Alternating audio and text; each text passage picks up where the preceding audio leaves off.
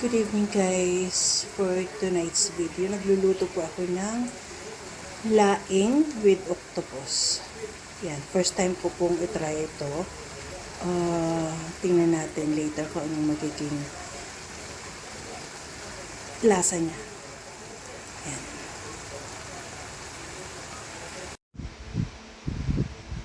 Ayan guys, luto na yung ating laing na may octopus.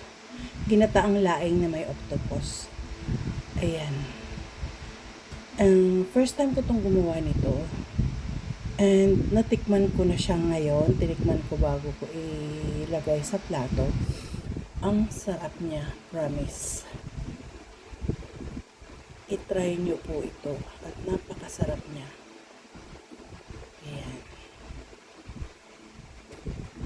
Yan po yung ating laing with octopus. Yan lang po guys. Thank you for watching. Bye-bye.